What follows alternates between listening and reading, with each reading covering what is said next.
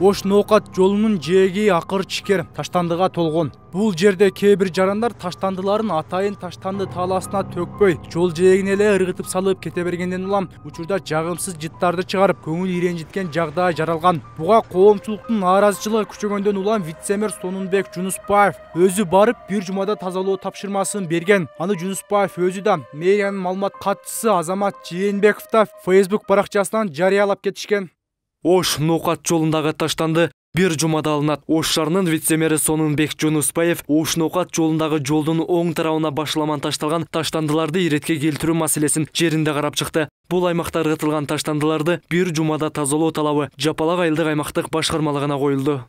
18 январь күнү Оштун бир катар жетекчилер, анын ичинде вице-мэр Сонунбек Жунусбаев дагы өзү келип, мына ушул Ош Ноокат жолунун жээгиндеги таштандыларды тазалайбыз, бир жуманын ичинде алып жок кылабыз деп убада берип кетишкен эле. Андан бери дээрлик 10 күнүн убакыт өтсө дагы бул жердеги таштандылар тазаланбай, мына мынтип жапайы жаныбарлар менен үй жаныбарларынын тамактануучу жайына айланып олтурат.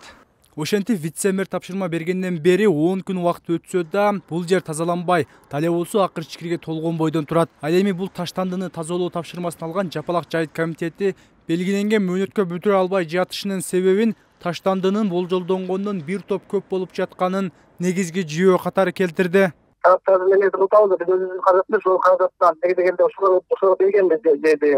Ошолордун себебинен болуп жатабыз. Экөөнүн таап уже жарым жарты ай болду. Калганы эки күндө өзүм. Объему өтө көп болуп жатты. Объему бияка жок кылып түзүшүн жаап бияка кылыш кыйын болуп жатты. Ал техникага келип келсем кыйын экен. Анан биз бүгүн эмеден угуду менен казалыктан жардам сурап атабыз. Сиз дагы жардам бериңизчи. Ошонун негизинде дагы бүгүн эртеге эки күн катышып турабыз. Адатта жеке тараптар таштанды полигонуна акыр чикир таштоо үчүн анын көлөмүнө жараша акча төлөш керек болот. Ал эми көпчүлүк бул полигонго кириштен ээринишип, же акча төлөөдөн качып жол бойлоруна ыргытышат. Эми шаардык бийлик бул жерлерге камера коюп, таштандыларды ыргыткандарга айыппул салууну көздөп жатышат экен. Ошол жерлердин алдын тосуу маселесин тиги аренда алгандарга тапшырма бердик.